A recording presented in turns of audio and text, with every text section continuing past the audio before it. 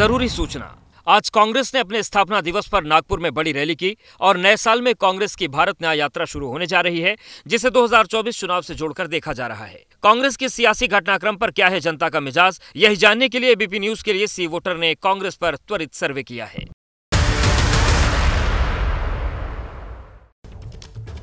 नमस्कार, स्वागत है आपका एबीपी न्यूज में। आपके साथ मैं अखिलेश आनंद हूं और वक्त हो गया है 24 के पॉलिटिकल शो ऐलाने जंग का, जिसमें आज बात कांग्रेस की करेंगे, क्योंकि आज कांग्रेस पार्टी का 139वां स्थापना दिवस है। इस मौके पर कांग्रेस ने आरएसएस के गढ़ नागपुर में मेगा रैली कर सियासी संदेश देने का प्रयास किया। वहीं दूसरी तरफ नए साल में राहुल गांधी की भारत न्याय यात्रा की तैयारियां भी जोर शोर से चल रही हैं। इन्हीं सियासी हलचलों को लेकर आज कांग्रेस पर त्वरित सर्वे हुआ है। हम उस पर बात करेंगे, लेकिन उससे पहले नागपुर में कांग्रेस के मंथन पर सियासत का क्या मिजाज है, वो जरा आप सुन लीजिए।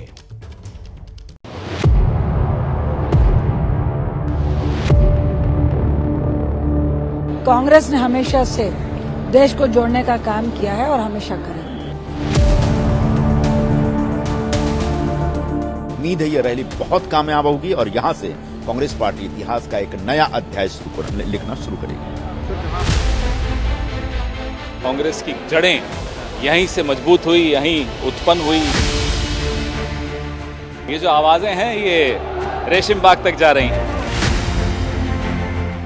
ये गढ़ कांग्रेस का है, क्योंकि मैंने कहा था कि ये भूमि का इतिहास विदर्भ का, ये कांग्रेस को हमेशा तकलीफ के वक्त साथ देने वाला इतिहास रहा है। तो कांग्रेस के नेताओं को आप सुन रहे थे और अब कांग्रेस पर त्वरित सर्वे, जिसमें देश भर के अलग अलग इलाकों से 1339 लोगों की राय ली गई, जिसमें हमने पहला सवाल यह पूछा लोगों से, क्या कांग्रेस की नागपुर रैली का संदेश पूरे देश में जाएगा। जब यह सवाल हमने पूछा तो जवाब हमें क्या मिला वो देखिए आपके सामने।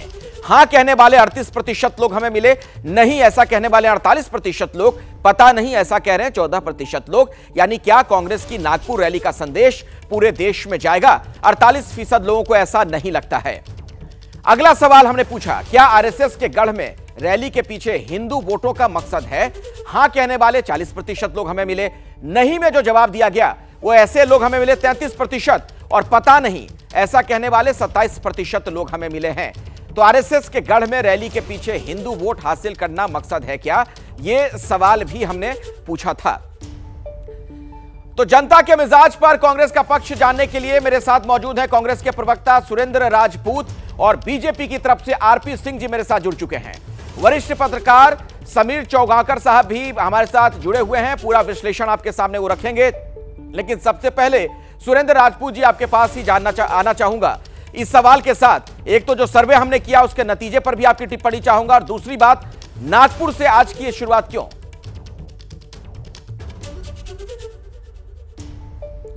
भाई 138 साल की कांग्रेस हुई, 139वां साल लगा है। भारत देश का एक अभिन्न हिस्सा नागपुर है, इतिहास नागपुर से रचा जाता है, तो हमने वहां पर रैली की, उसमें दिक्कत क्या है किसी को? और सबसे बड़ी बात है, इतना बड़ा मेगा रैली हुई है उस पर बात नहीं, कितनी भीड़ थी उस पर बात नहीं, नेताओं ने क्या कहा उस पर बात नहीं। बात आ रही है कि साहब हिंदू वोट के लिए कर रहे हैं कि मुसलमान वोट के लिए कर रहे हैं कि सिख के लिए कर रहे हैं, ईसाई के लिए कर रहे हैं। और नागपुर की रैली आप पूरे देश में पूछ रहे हैं, उन लोगों से पूछ रहे हैं जिन्हें ये तक नहीं पता कि नागपुर में कोई रैली हो रही है कि नहीं हो रही है। ये आपका अपना मिजाज है, सी वोटर का अपना मिजाज है, और मेरा अपना उन सब लोगों को बारंबार प्रणाम है जो हमारी इस तरीके की मीमांसा कर रहे हैं।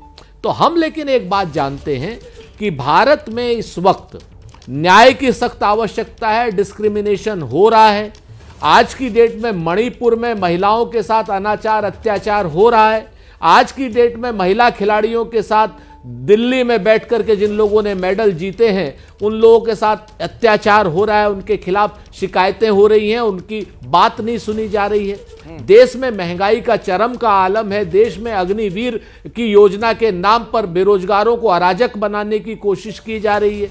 29 लाख पद पूरे के पूरे खाली पड़े हुए हैं। केंद्र के रेलवे के और अन्य पदों को जो है कहीं ना कहीं जो खत्म किया जा रहा है। 3 लाख से ज्यादा सेफ्टी के पद पड़े हुए हैं, उन पर कोई नहीं, रेलवे दुर्घटनाएं हो रही हैं। बात इसकी खाली इतनी की होती तो समझ में आती, लेकिन उत्तर प्रदेश जैसी जगह में जहां हर साल 12 से 15,000 पुलिस की नौकरियां निकलनी चाहिए, एक साथ नौकरी निकाल करके 2018 से लेकर के आज तक आप नौकरी निकाल रहे हैं, तो बेरोजगारी, महंगाई सारी चरम पर है। हम तो ये बातें करना चाहते हैं, डिस्क्रिपेंसी है देश के पूरे संसाधनों पर, सिर्फ 2-4 लोगों का आप हक कर देना चाहते हैं। देश 634वें नंबर का उद्योगपति देश के दुनिया के दूसरे नंबर का उद्योगपति हो जाता है, और दूसरी तरफ भारतीय जनता पार्टी 80 करोड़ लोगों को 5 किलो अनाज देती है। एक तरफ एक आदमी को दुनिया का सबसे बड़ा उद्योगपति बनाती है भारतीय जनता पार्टी, और दूसरी तरफ बीजेपी के नेता से इसका जवाब लूंगा, 5 किलो। लेकिन समीर जी, आपके पास इस सवाल के साथ आना चाहूंगा, आपका इस पर विश्लेषण क्या कहता है? जो जनता से हमने सवाल पूछा और जवाब में जो बात लोग कह रहे हैं। देखिए, मुझे लगता है कि नागपुर के अंदर का कांग्रेस ने किया तो बहुत सोची समझी रणनीति के तहत किया होगा। नागपुर आरएसएस का गढ़ है, ये एक बात जरूर है, लेकिन दूसरी बात ये भी सही है कि नागपुर में भीमराव अंबेडकर जी ने बौद्ध धर्म की दीक्षा ली थी, बौद्ध दीक्षा भूमि भी नागपुर में बनी हुई है, और विदर्भ कांग्रेस के लिए हमेशा से एक मजबूत आधार रहा है राजनीतिक रूप से। आज देखिए, आज कांग्रेस का अगर महाराष्ट्र में एक सांसद है तो वो चंद्रपुर नागपुर से लगी हुई सीट है, विदर्भ से सीट आती है वहाँ से। नागपुर के विलास मुत्तेवार लंबे समय तक वहाँ से सांसद है, 4 से 5 बार। 2014 में वो गडकरी से चुनाव हारे थे। तो नागपुर देवेंद्र फडणवीस का भी गढ़ है, जो महाराष्ट्र के मुख्यमंत्री रहे, अभी उप मुख्यमंत्री बने हुए। मुझे लग रहा है कि, और सबसे बड़ी बात है, वहाँ ओबीसी का एक बड़ा वोट बैंक है विदर्भ के अंदर। बाबा साहब अम्बेडकर के कारण जो वहाँ पर ओबीसी और बौद्ध वर्ग के लोग हैं, भारतीय जनता पार्टी के खिलाफ कांग्रेस उस वोट बैंक को अपने साथ जोड़ना चाहती है। जो राहुल गांधी जाति जनगणना की बात करते हैं, जाति सर्वे की बात करते हैं, मुझे लग रहा है कि यहाँ रैली कर कांग्रेस से संदेश देना चाहती है यहाँ के ओबीसी वोटर्स को, विदर्भ के खासतौर से ओबीसी वोटर्स को, कि विदर्भ से 10 लोकसभा सीटें आती है, कि हम आपके साथ हैं, और आप अगर हमें साथ दोगे तो हम जातिगत सर्वे करवाएंगे। ये बेसिकली विदर्भ की 10 सीटों का गणित है। और आप देखिए, कांग्रेस अभी वंचित बहुजन अघाड़ी के डॉक्टर बाबा साहब अम्बेडकर के पोते जो प्रकाश अम्बेडकर, जिनकी वंचित बहुजन अघाड़ी पार्टी है, उसके साथ गठबंधन करना चाह रही है। तो अमरावती में, विदर्भ में, अकोला में अम्बेडकर साहब का एक अच्छा जनाधार है, तो कांग्रेस उनको साथ में जोड़कर, क्योंकि भारतीय जनता पार्टी के साथ already Republic party of India Athawale जुड़े हुए हैं, केंद्र में राज्य मंत्री है वो। तो मुझे ऐसा लगता है कि कांग्रेस नागपुर में रैली करके ओबीसी वोट बैंक को एक बड़ा संदेश देना चाहती है। हिंदुत्व का तो अपनी जगह ही, खासतौर से वो ओबीसी को जोड़ना चाहती है पूरे महाराष्ट्र के, और 7 से 8% वहां पर ओबीसी जो वोटर्स बेसिकली अम्बेडकरवादी हैं, उनको यह संदेश देना चाहती थी। और ओबीसी को जोड़कर महाराष्ट्र की राजनीति में कांग्रेस अपने आप को स्टेब्लिश करना चाहती है। आरपी सिंह जी, बात यहीं तक नहीं रुकती है। राहुल गांधी ने आज अपने संबोधन में यह भी कहा कि उनसे बीजेपी के कई एमपी आकर चुपके से मिलते हैं, अपनी पीड़ा जाहिर करते हैं, और एक ने तो यहां तक आकर कहा कि भाई हम लोग गुलामी वाली जिंदगी बीजेपी में जी रहे हैं। नहीं, ये वैसे ही है जैसे उन्होंने कहा था कि वो कोई आतंकवादी मेरे को देख रहे थे, उनमें से एक आतंकवादी मेरे पास आया, मुझसे कहा कि आप इतने अच्छे लग रहे हैं, कुछ ऐसा कहकर मुझे छोड़ दिया, नहीं तो मेरे को भी मार देता, ऐसा कुछ कहा था। जब उनसे पूछा कि जरा नाम बता दिए कौन थे, कैसे थे, क्या थे, कोई जानकारी नहीं। ये इस प्रकार की कसनियाँ, इस प्रकार की मतलब कहानियाँ वो गाते रहते हैं, करते रहते हैं, वो ठीक है, परंतु सबको पता है कि एक परिवारवादी पार्टी कौन सी है। और वो हमको हेमंत बिस्वा शर्मा का वो जो कथन है याद रखना चाहिए कि वह मिलने गए थे और राहुल गांधी के पास अपने जो निजी कुत्ता है पीटी, उसके पास मिलने, उसके साथ टाइम बिताने के बाद फुर्सत नहीं थी कि अपने नेताओं को मिल पाए। तो ये सबको जानकारी है। हमारे यहाँ ऐसा नहीं है, हमारे यहाँ पार्टी के अंदर लोग मिलते हैं, बातचीत करते हैं, और अपनी बात कहना तो बात कहते भी हैं। अब राहुल गांधी को किसने कहा, उसका नाम बताया तो बात होगी, अन्यथा तो हम ये कह सकते हैं कोरी गप मार रहे हैं और कोरा झूठ बोल रहे हैं। वो मतलब सुरेंद्र राजपूत जी, दूसरी पार्टी के नेताओं को मिलने का समय राहुल गांधी जी दे देते हैं और अपनी पार्टी के नेताओं से नहीं मिल पाते हैं क्या? उनके दर्द को नहीं जान पाते हैं? अखिलेश भाई, ये फिर से मैंने आपसे कहा कि गलतफहमी है। राहुल गांधी जी बिल्कुल सर्वत्र सुलभ हैं और आपसे भी मिलने को वो तत्पर रहते हैं। जब आम जनता से, कुली से, कामगार से, दखान से, लोहार से, पठान, सभी लोगों से जब वो मिलते हैं, और जब कन्याकुमारी से लेकर कश्मीर तक की 4000 किलोमीटर की यात्रा वो करते हैं अखिलेश भाई, तो करोड़ों लोगों से मिलते हैं। आप मुझे बताइए कब नहीं मिले? वो तो हर आदमी से मिले हैं। आपकी हो सकता है कि कोई अपनी विशेष वो हो, मैं नहीं कह सकता, लेकिन राहुल गांधी जी तो यूट्यूबर्स तक से मिल रहे हैं, तो आप कैसे कह सकते हैं वो नहीं मिल रहे? दूसरी बात जो आरपी सिंह जी ने कही, मैं आरपी सिंह जी को याद दिला देता हूं। आरपी सिंह जी, पहली बात तो मैं आपसे बिल्कुल सहमत हूं, आपने जो हेमंत बिस्वा शर्मा के लिए कहा, और मैं राहुल गांधी जी का हाथ जोड़ करके धन्यवाद अदा करता हूं कि उन्होंने उस वक्त कुत्ते को बिस्कुट खिलाया, शर्मा जी को बिस्कुट नहीं खिलाया। बहुत अच्छा काम किया। आगे आने वाले समय में पता भी चल गया। वो आप अगर इसको बार बार वो करेंगे तो निश्चित तौर पर बहुत अच्छा किया कि कुत्ते को बिस्कुट खिलाया उन्होंने। बहुत अच्छी बात है। कांग्रेस के अंदर कितनी कदर है पार्टी के कार्यकर्ताओं की, और कुत्ते की कितनी कदर आपने आज इसका विश्लेषण कर दिया। बहुत अच्छी बात है। और कांग्रेस के अरे टोका नहीं, अच्छी बात ये ठीक नहीं है। मैंने बीच में टोका नहीं, आप अपनी बात आपका समय आगे कहिए। तो कांग्रेस के कार्यकर्ताओं को समझ लग जाएगा कि उनके लिए क्या जगह है या क्या उनका लेवल है पार्टी के अंदर। ये आपने अच्छा विश्लेषण दे दिया। परंतु अरविंद केजरीवाल तो कह चुके हैं मैं केजरीवाल से समय मांग रहा हूं, मुझे समय नहीं मिल रहा। अपने एक राजनीतिक दल जिनके साथ इनका इंडिया अलायंस है, वो कई दिन से अपने केजरीवाल हमारे कार्यकर्ता नहीं है। अरे सर, मैंने टोका क्या आपको? आपने तो अभी अरविंद जी हमारे कार्यकर्ता नहीं है। अभी तो आपने अखिलेश आनंद जी को कहा कि आप मिलना चाहते हो आप भी मिल लो। वो सरदार आरपी सिंह साहब इतने बड़े वरिष्ठ नेता हो आप। साइकिल नेताओं को नहीं मिल पाते। और सुनिए एक मिनट, सुन लीजिए। अभी इन्होंने कहा ना अखिलेश जी आप मिलना चाहते हो आप भी मिल लो, तो किस प्रकार की बात है सबको जानकारी है। बात यह है कि मूल बात समझें जी, वो नागपुर से करें या कहीं से करें, परंतु अपनी जो यात्रा है वो कृपा कर अरुणाचल से शुरू करें। अगर भारत माता के अपने आप को सपूत कहलाते हैं तो उनको वो अपनी यात्रा अरुणाचल से शुरू करनी, ईटानगर से शुरू करनी चाहिए। नहीं कर सकते तो मणिपुर से, नागालैंड से होते हुए, अरुणाचल होते हुए फिर आगे यात्रा लेकर जाएं। ठीक है। अब कुछ सवाल राहुल गांधी की आने वाली भारत न्याय यात्रा से, लेकिन उससे पहले दर्शकों को मैं एक छोटी सी रिपोर्ट दिखाना चाहूंगा।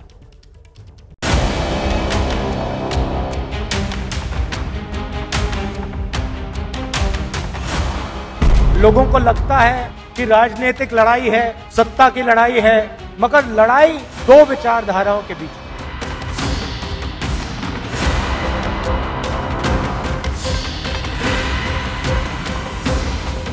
ये परिवार और पार्टी तो ऐसी है जिन्होंने गरीबी हटाओ का नारा तो दिया 60 साल तक, गरीबी में धकेलने का काम किया, हटाने का नहीं। इनसे न्याय की उम्मीद कौन करेगा?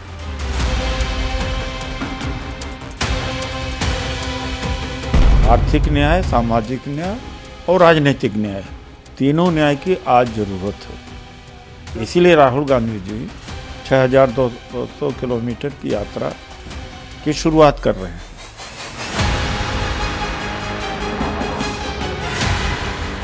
जब साख खत्म हो जाती है तो कोई भी उपक्रम काम नहीं आता। बात होती है भरोसे की।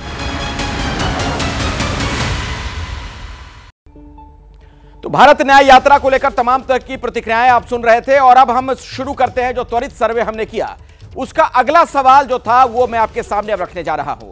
क्या राहुल गांधी की भारत न्याय यात्रा से कांग्रेस को 2024 लोकसभा चुनाव में फायदा होगा? यह सवाल जब पूछा गया, हां कहने वाले 39% लोग हमें मिले, नहीं कहने वाले 49% और पता नहीं, इस तरीके का जवाब हमें 12% लोगों ने दिया है। लेकिन 49% लोगों को लगता है कि इसका फायदा नहीं हो पाएगा। बहरहाल अगला सवाल अब आपके सामने है, क्या भारत न्याय यात्रा से राहुल प्रधानमंत्री पद के दावेदार बन सकते हैं?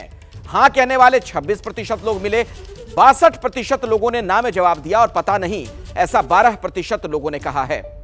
सीधे सुरेंद्र राजपूत जी आपके पास आना चाहूंगा इसी सवाल के साथ। जो ये सर्वे हमने किया उसमें आप देख रहे हैं, क्या राहुल गांधी इस यात्रा के जरिए प्रधानमंत्री पद के उम्मीदवार हो सकते हैं? लोगों को ऐसा नहीं लग रहा है। 62% लोगों ने ना में जवाब दिया इस सर्वे के मुताबिक। देखिए अखिलेश भाई, सर्वे आपका, आपकी एजेंसी का है, उस पर मैं कोई कठोर प्रहार नहीं करूंगा। आपकी अपनी सोच है, उनकी जो सर्वे एजेंसी है उनका अपना तरीका है। कभी वो राहुल गांधी ने क्या कभी कहा कि वो प्रधानमंत्री बनना चाहते हैं? नहीं कहा उन्होंने। और प्रधानमंत्री का पद तो जीते हुए सांसद तय करते हैं। इंडिया ब्लॉक के सांसद करेंगे प्रधानमंत्री पद। अगर हम लोग, हमारी अच्छी संख्या आई तो हम जीतेंगे। और एनडीए में तो क्लियर है, वो तो वहां पर रिजर्व है पद लगातार श्री नरेंद्र मोदी जी के लिए। सरदार आरपी सिंह साहब के लिए तो है नहीं, ना तो सरदार आरपी सिंह साहब के लिए, ना नितिन गडकरी के लिए, ना राजनाथ सिंह जी के लिए है, ना रामविलास पासवान के लड़के के लिए है, और नहीं क्या नाम बाकी और किसी। वहां तो सिर्फ मोदी जी के लिए, अमित शाह जी के लिए भी नहीं है। हां, हमारे यहां बिल्कुल ओपन है। राहुल गांधी जी भी हमारे यहाँ मल्लिकार्जुन खड़गे साहब भी, नीतीश कुमार जी भी, अखिलेश यादव जी भी, हमारे यहाँ पे एमके स्टालिन साहब भी, सभी लोग उम्मीदवार हो सकते हैं। शरद पवार साहब भी हो सकते हैं, क्यों नहीं हो सकते? राजपूत जी, हमारे यहाँ अगर कांग्रेस को सरकार बनाने का मौका मिल जाता है या मान लीजिए गठबंधन की तरफ से आप ही के नेता का नाम प्रस्तावित हो जाए, तो आप किसका नाम आगे रखना चाहेंगे? राहुल गांधी, मल्लिकार्जुन खड़गे या बाकी जो नाम आप कह रहे हैं? कौन हो सकता है आपकी तरफ से पीएम का उम्मीदवार? आप किसे चाहते हैं? वो हम आपको बताते हैं अखिलेश जी। संसदीय प्रणाली में स्पष्ट रूप से सांसद चुनते हैं, मैं और आप या आपके सर्वे वाले 1600 लोग नहीं चुनते हैं। इस वक्त जिस नाम का भी प्रस्ताव पार्टी करेगी उस नाम पर मोहर लगी। वो खड़गे जी भी हो सकते हैं, श्री राहुल गांधी जी भी हो सकते हैं, नीतीश जी भी हो सकते हैं, अखिलेश जी भी हो सकते हैं, तेजस्वी जी भी हो सकते हैं, स्टालिन साहब भी क्यों नहीं हो सकते? तमाम उम्मीदवार योग्य। उद्धव ठाकरे कांग्रेस से खड़गे जी हो सकते हैं। सच बात यह है कि आज की डेट में हाँ बिल्कुल हो सकते हैं, क्यों नहीं हो सकते? सभी लोग, ममता बनर्जी भी हो सकती है। मैं तो कहता हूं सच बात, आंतरिक लोकतंत्र। लेकिन आप मुझे बताइए, आरपी सिंह साहब से पूछ लीजिए कि मोदी जी के अलावा कौन हो सकता है? सुरेंद्र राजपूत जी ने 7 दिन के हिसाब से 7 प्रधानमंत्रियों के नाम दे दिए। शायद फारूक अब्दुल्ला साहब का नाम बोलकर रविवार के दिन के लिए सबसे अच्छे उपयुक्त प्रधानमंत्री के कैंडिडेट होंगे इनके, मतलब प्रधानमंत्री अगर इनको नियुक्त करना होगा, अगर हो तो ठीक है। अब इनकी सोच है। हमारे यहाँ तो नेता भी है, नीतियाँ भी हैं और नीयत भी है। इनसे पूछो कि इनके पास 55 करोड़ जो आयुष्मान भारत कार्ड के द्वारा लोगों का भला हो रहा है, जिनकी सेहत की चिंता हो रही है, उसके बदले में क्या पॉलिसी, कोई जवाब नहीं मिलेगा। जो 11.5 करोड़ किसानों को किसान सम्मान निधि के अंतर्गत चिंता की जा रही है, उसका कोई जवाब नहीं मिलेगा। जो है हाँ अभी बता देना आपको, बहुत अच्छा।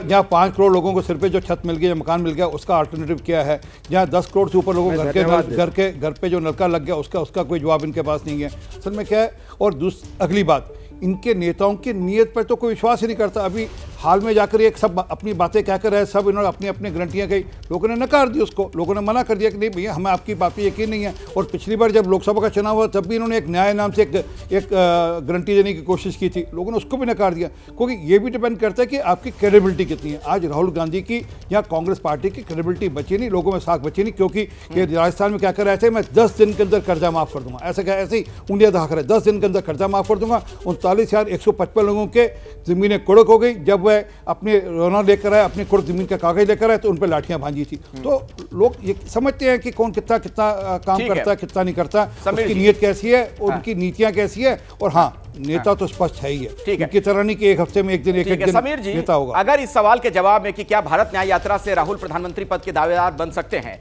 62% लोग इत्तेफाक नहीं रखते, अगर नाम में जवाब दे रहे हैं, इसका अर्थ क्या निकाला जाए? मतलब राहुल गांधी जो कहना चाह रहे हैं या जनता तक जो संदेश पहुंचा रहे हैं, जनता उसे स्वीकार नहीं कर रही फिर तो उस रूप में? देखिए, मुझे लगता है कि कांग्रेस इस समय जो राहुल गांधी न्याय यात्रा शुरू कर रहे हैं, बेसिकली कांग्रेस को ये बात पता है कि यात्रा यहाँ जहाँ से वो निकाल रहे हैं, वहाँ से 350 लोकसभा सीटों में से 12 सीटें कांग्रेस के पास है, 12 या 14 सीटें। तो वैसे देखा जाए तो कांग्रेस के पास खोने के लिए कुछ नहीं है। राहुल गांधी ने इसके पहले भी यात्रा निकाली थी, भारत जोड़ो यात्रा निकाली, उसके बाद अब राहुल गांधी सेकंड फेज के अंदर यात्रा निकाल रहे हैं कि न्याय यात्रा निकाल रहे हैं। मुझे लग रहा है जब ये यात्रा शुरू होगी 14 जनवरी से, वो शायद 30, 20 या 25 मार्च को ये खत्म होने वाली यात्रा, जब लोकसभा चुनाव की अधिसूचना जारी हो चुकी होगी और लोकसभा चुनाव अपने बिल्कुल चरम पर होगा। मुझे लग रहा है राहुल गांधी को ये लग रहा है कि वो जिन यहाँ से निकलेंगे वहाँ की जनता कांग्रेस को समर्थन देगी। मुझे लगता है राहुल गांधी की यात्रा में कोई बुराई नहीं है, किसी भी नेता का अधिकार है कि वो यात्रा निकाल सकता है, उसमें कुछ गलत नहीं है। लेकिन यात्रा में आप जो मुद्दे उठा रहे हो, उसके आपका स्थानीय संगठन व जमीनी स्तर पर कैसे डिलीवर करता है, यह बहुत महत्व की बात होती है। कांग्रेस के साथ सबसे बड़ी समस्या यह है कि जमीनी स्तर पर उसका संगठन नहीं है। और दूसरी बात यह है कि इंडिया गठबंधन में अभी तक तय नहीं हुआ है कि सीटों का डिस्ट्रीब्यूशन कैसा होगा, साथ में मिलकर चुनाव लड़ेंगे कि नहीं लड़ेंगे। जब राहुल गांधी यात्रा शुरू करेंगे तब तक ये तय हो चुका होगा कि इंडिया गठबंधन एक साथ है कि नहीं। अब पश्चिम बंगाल में जाएगी तो ममता बनर्जी समर्थन देगी कि नहीं देगी, उत्तर प्रदेश में जाएगी तो अखिलेश समर्थन देंगे कि नहीं देंगे। मुझे लग रहा है ये सब चीजें बहुत काउंट होगी। ठीक है, मैं आपकी बात समझ गया। सुरेंद्र राजपूत जी, 2 चीजें बड़ी महत्वपूर्ण है। पहली चीज तो समीर भाई जो पत्रकार साहब हैं, इनकी बात से मैं 100% सहमत हूं। हमारी भी कमजोरियां हैं, संगठन की भी कमजोरियां हैं, इस बात से मैं सहमत हूं भाई साहब। और एक चीज मैं आपसे जिम्मेवारी से कहता हूं कि आपकी जो मीमांसा है वो हम धनात्मक ऊर्जा के रूप में ले रहे हैं। और सिर्फ इस वक्त हमारी ही पार्टी नहीं, हमारा इंडिया ब्लॉक जमीनी स्तर पर काम कर रहा है। अगला सवाल आपके सामने, क्या राहुल गांधी की न्याय यात्रा मोदी मैजिक का मुकाबला कर पाएगी? यह सवाल जब हमने पूछा लोगों से जिन्होंने इस रायशुमारी में हिस्सा लिया, 31% लोगों ने हां में जवाब दिया, नहीं कहने वाले 62% लोग और पता नहीं कहने वाले 7% लोग। लेकिन ज्यादातर लोग नहीं में जवाब दे रहे हैं, यानी मोदी मैजिक का मुकाबला राहुल गांधी नहीं कर पाएंगे इस यात्रा के जरिए भी, ऐसा लोगों को लगता है। और इसी से जुड़ा सवाल सुरेंद्र राजपूत जी आपसे है। आप जाहिर तौर पर कहेंगे कि मैं इस सर्वे को नहीं मानता हूं, सर्वे प्रायोजित होते हैं, फलाना ढिमकाना, सारी हर तरह की बात। लेकिन अभी जो विधानसभा के चुनाव हुए अलग अलग राज्यों में, उसमें भी हमने देखा कि एक तरफ मोदी जी प्रचार कर रहे थे, दूसरी तरफ राहुल गांधी, लेकिन नतीजे जो आए वो पक्ष में गए बीजेपी के। 4-1 से ये मुकाबला बीजेपी ने जीत लिया, तो मोदी मैजिक के सामने राहुल गांधी कहां चले फिर?